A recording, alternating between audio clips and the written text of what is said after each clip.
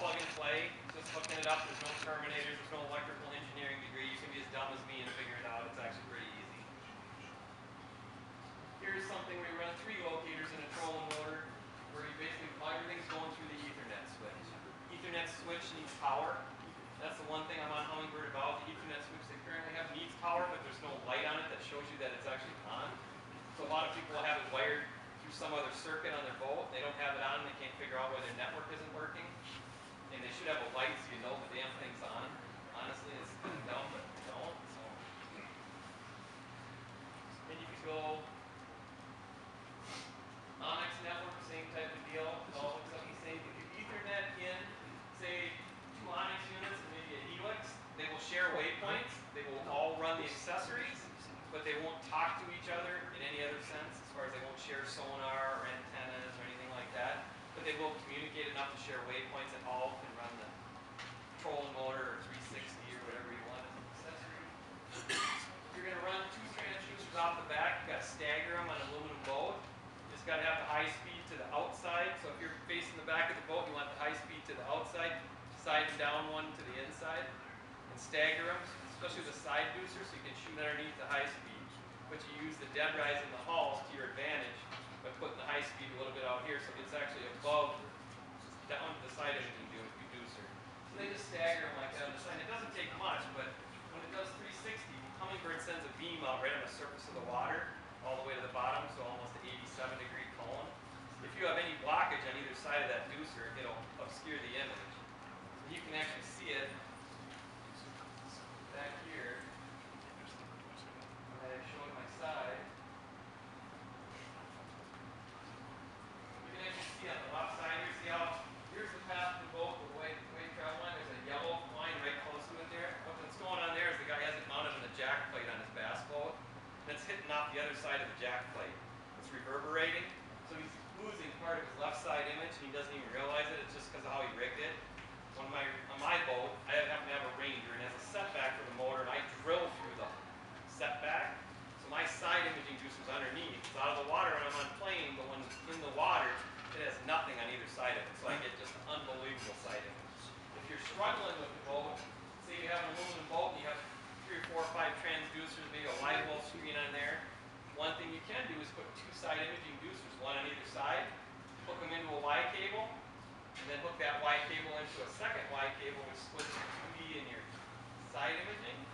Now you have a perfect image both directions, because it's only looking one direction out the back for each side, into a Y cable. So you can pretty much rig any way you want to make it improve the side image and make it a better side image and still get really good 2D sonar.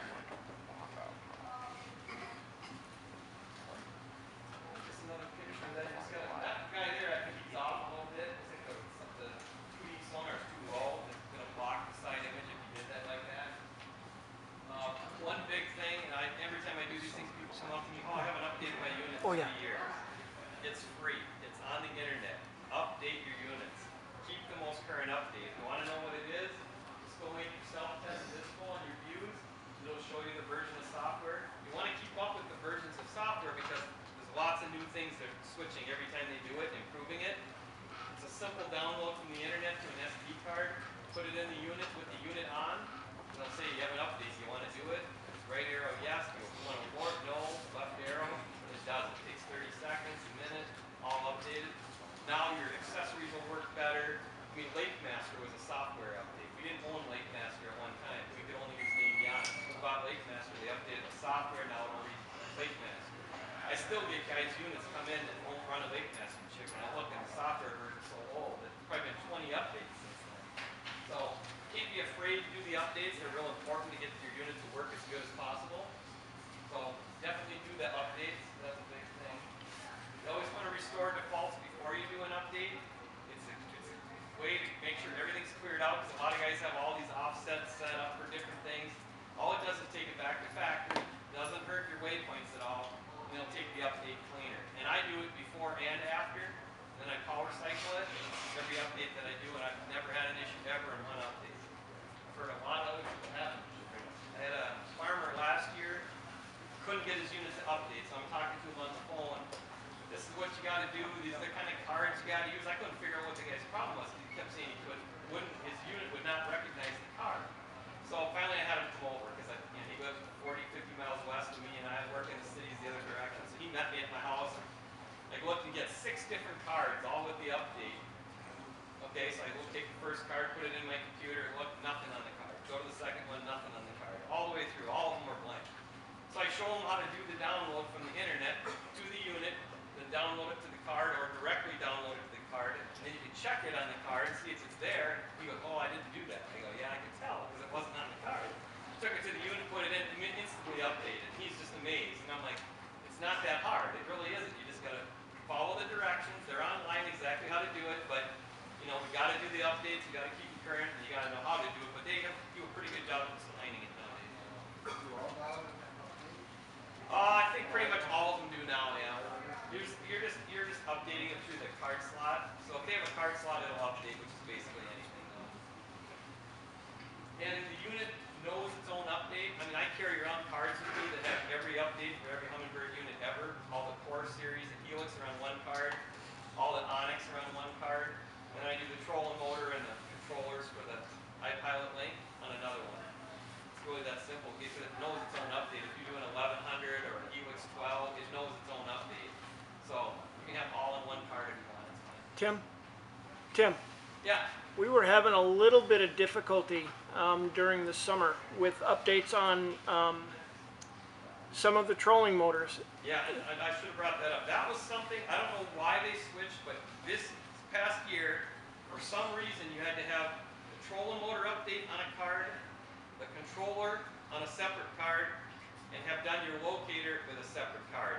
You can't combine them anymore. If you did that, that's what I found. If I kept everything by itself on a card, it worked just fine for the trolling motor. The locators still seem to work just fine having multiple ones on a card. I make them for a lot of retailers and stuff, and they can just plug it into any unit and do it. But you got to keep up with it because they're continually updating. It's not like they do it once a year. Sometimes it might be 3, 4, 5 times a year. You got to keep up with it. You can even get it when you do the update. There's a button you can click in the Humminbird site, and it'll send you an email telling you there's a new update, so you know when it's going to happen.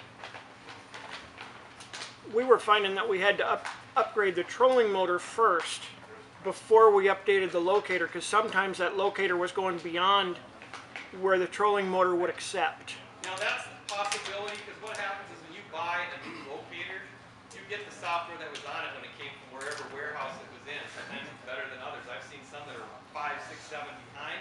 I've seen some that are ahead of the trolling motor. So that's a possibility that you would have had a locator that maybe had a more current update on it than trolling motor that didn't. I mean, I got a trolling motor last year right off the line, and it didn't have the current update. I mean, it came from Mankato, came up to my house, and it didn't have the current update. So you got to keep an eye out, because what you'll find is like an iPilot Link motor, if the updates aren't current on everything, is it'll do part of what it's supposed to do. It'll say, come up and follow the contour, you select it, and it'll go out of there, and it won't follow the contour. What the heck? What's going on? And it's all update related. If you have all the current updates and everything, it'll work seamlessly. If you're ahead on the locator or ahead on the motor, it won't work. They got to be the same version. And online they talk about it again, but you got to make sure versioning wise that you keep everything at the same pace for all your systems. Nowadays we have to update the system. Bringing your head unit into a place like Zacho's and having them update it, if you have a network, is not a good idea. You want to update the network on your boat. So you want to have your boat there with everything on, doing just in the order it tells you, but doing it as a network. Your whole boat is a network now. It's not a single unit anymore in a lot of cases. So you have to update things differently. If you have one unit on your boat, you don't have a network, it's not going to matter. You can bring it in and they'll do it. But if you have a network, the trolling motor, all that put together, doing it in the proper order as a network is important.